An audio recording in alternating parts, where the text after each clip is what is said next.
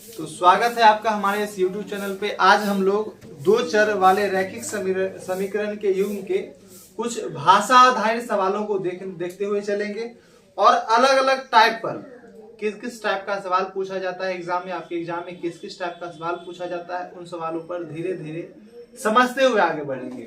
तो हमारा सबसे पहला टाइप है खरीद बिक्री।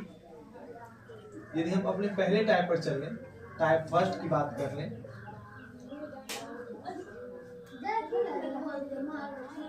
टाइप फर्स्ट की बात कर लें तो खरीद बिक्री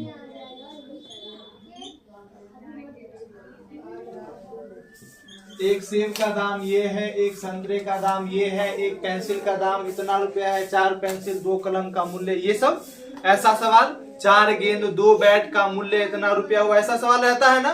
तो खरीद बिक्री पर आधारित सवाल, ठीक है। खरीद बिक्री की बात होगी, लेन देन की बात होगी, लेन देन की बात होगी, है ना। तो टाइप फर्स्ट जो हमारा है, टाइप फर्स्ट जो है खरीद बिक्री और लेन देन आधारित प्रश्न की बात हम करेंगे और हम सवालों को पढ़ेंगे। आप लोग अपने स्क्रीन पर देखिएगा, सवाल लिखा रहेगा, चीजों को समझते चलेंगे और आगे बढ़ेंगे। यदि हम खरीद बिक्री और लेन देन आधारित प्रश्नों पर चलें तो हमारा पहला सवाल क्या होगा। यदि हम उस सवाल पर चलें तो पहला सवाल है कि 5 पेंसिल तथा 7 कलमों का मूल्य 50 रुपया है।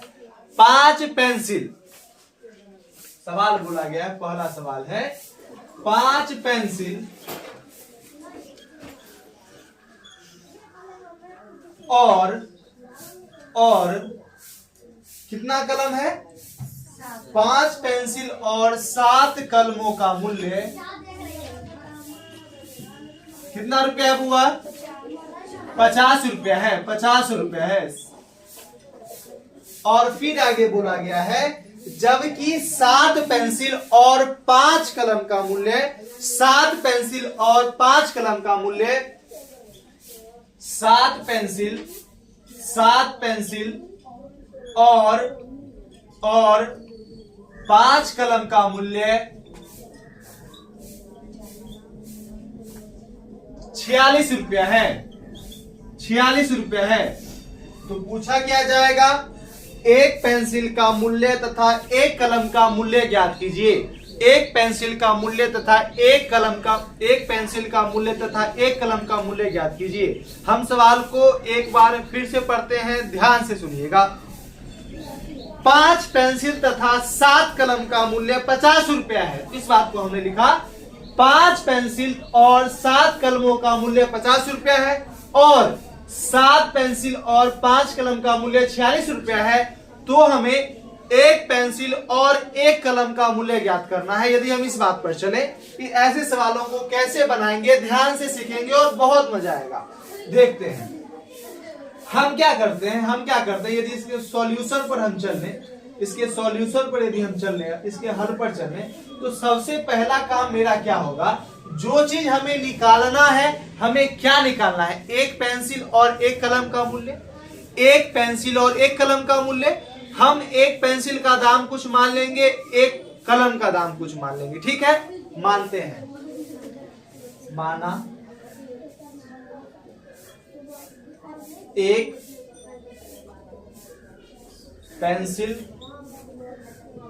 का मूल्य, एक पेंसिल का x रुपया हो सकता है और एक कलम का मूल्य y रुपया हो सकता है। एक पेंसिल का मूल्य हमने x रुपया मान लिया और एक कलम का मूल्य हमने y रुपया मान लिया, इसमें कोई दिक्कत नहीं होना चाहिए। अब प्रश्न से,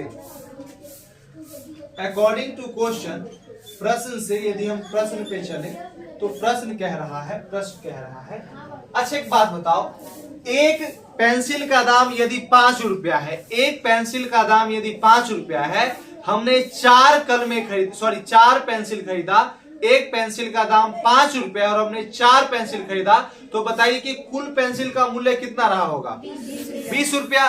हमने क्या किया कि एक पेंसिल के मूल्य से कलमों पेंसिलों की संख्या को गुना करके कुल मूल्य निकाल लिया। एक पेंसिल का दाम था 5 रुपया और पेंसिलों की संख्या थी 4, तो 5 को 4 से गुना करके हमारा आंसर क्या आ गया, 20 आ गया। ठीक उसी प्रकार यहाँ भी हमने क्या माना है, एक पेंसिल का मूल्य x माना है, एक पेंसिल का मूल्य x माना है, और पेंसिल ले कितना रहे हैं वो पहली परिस्थिति में 5 पेंसिल। एक पेंसिल का मूल्य यदि x रुपया है तो 5 पेंसिल का मूल्य क्या हो जाएगा, 5x। गुना कर देंगे, बात को समझ रहे हो। एक पेंसिल का मूल्य यदि 5 रुपया है और 4 पेंसिल ले रहे हैं तो 5 को 4 से गुना करके 20 पूरा देते हैं ना, गुना करते हैं। ठीक उसी प्रकार एक पेंसिल का मूल्य x रुपया है, हमें x रुपया है और हमने 5 पेंसिल खरीदा है, मतलब 5 पेंसिल का मूल्य क्या हो जाएगा, 5x। और ठीक इसी प्रकार 7 कलम का मूल्य क्या हो जाएगा, दोनों मिलाकर कितना है, 50। कोई दिक्कत, इसको समीकरण क्या मान लेंगे, 1। अब पुनः प्रश्न क्या कह रहा है, पुनः यदि इसी प्रकार हम चले तो 7 पेंसिल का मूल्य कितना रुपया, 7x। पेंसिल का मूल्य हमने x माना है, 7 पेंसिल का मूल्य 7x और 5 कलम का मूल्य 5y। कोई दिक्कत है इस बात में, कितना रुपया है, 46। अब इस समीकरण को सॉल्व करना आप लोग भली भांति सीख चुके हैं, बहुत अच्छे तरीके से सीख चुके हैं। इन सवालों को सॉल्व करने का अनेक तरीका है, बहुत सारी विधियां हैं। इनमें से जो भी विधि आपको आसान लगे उस विधि से सवाल को आप सॉल्व कर लीजिए। हम इसको प्रतिस्थापन विधि से सॉल्व करेंगे या फिर विलोपन विधि से सॉल्व करेंगे। आपका क्या मन है, विलोपन विधि सॉल्व करा जाए, विलोपन विधि सॉल्व करते हैं। देख लेते हैं, विलोपन विधि से सॉल्व करते समय हम क्या करते हैं कि किसी एक चर के गुणांक को बराबर कहते हैं, x के चर को गुणांक को बराबर कीजिए या फिर y के गुणांक को बराबर कीजिए। हमारा मन है कि x को बराबर करा जाए, यहाँ x में 5 है, x में क्या है 7। 5 और 7 आपस में कहाँ बराबर होंगे, हम बार बार बोलते हैं कि दो संख्या आपस में अपने एलसीएम पर बराबर होता है, आपस में अपने एलसीएम पर बराबर होता है। तो 7 और 5 का एलसीएम क्या हो जाएगा, 35। क्या हो जाएगा, 5 को 35 पुराने के लिए 7 से गुना करना पड़ेगा और 7 को 35 पुराने के लिए 5 से गुना करना पड़ेगा। क्या इस बात को आप लोग समझ में आया है, चलिए 5 को 7 से गुना करेंगे 35x, 7 को 7 से गुना करेंगे 49y और 5 सते 350। 5 को 1 से गुना करेंगे 35x, 5 को 5 से गुना करेंगे 25y और 46 पचे क्या होता है जानते हो, 230। क्या होगा, 230। अब देखो सेम साइन है, समान चिन्ह है तो क्या करेंगे, घटाएंगे। समान चिन्ह रहेगा तो घटाएंगे, विपरीत चिन्ह रहेगा तो जोड़ेंगे। कब, जब जिसका गुणांक बराबर होगा वो। तो गुणांक पर x वाले के बराबर है, x समान चिन्ह में मतलब घटाएंगे, घटाने पर प्लस तो माइनस, प्लस तो माइनस, प्लस तो माइनस, ये खत्म हो जाएगा। 49 में से 25 गया हुआ 24y और 350 में से 230 गया, आप जानते हैं क्या होगा, 120।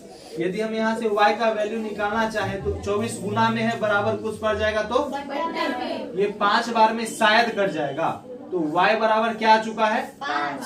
क्या ये बात समझ में आया, y बराबर 5, मतलब एक कलम का मूल्य कितना रुपए निकल गया, 5 रुपया। अब इस y के मान को समीकरण 1 या फिर समीकरण 2 में रखने पर x का वैल्यू निकल जाएगा, और जो x का वैल्यू निकलेगा वो क्या होगा, एक पेंसिल का मूल्य होगा। लिखेंगे y के मान को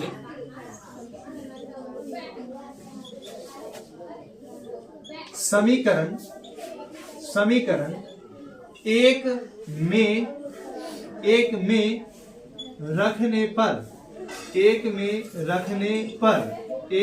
रखने पर y का मान समीकरण 1 में रखने पर y का मान क्या है, समीकरण 1 क्या है, 5x + 7y बराबर 50।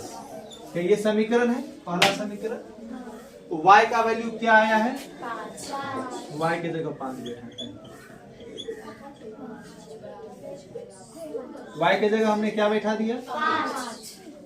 7 5 क्या हो जाएगा बुआ,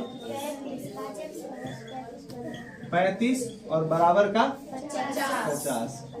5x का 5x, 35 बराबर को उस पर गया तो 50 में से 35 गया 15। अब इसलिए x बराबर 15 और नीचे का 5। कितनी बार में? 3 बार। x बराबर क्या आ गया? 3। हम लिख देंगे एक पेंसिल का मूल्य, एक पेंसिल का मूल्य कितना रुपया? 3 रुपया।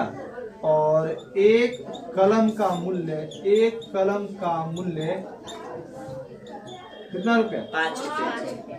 समझ में आया है क्या सवाल? समझ में आया है?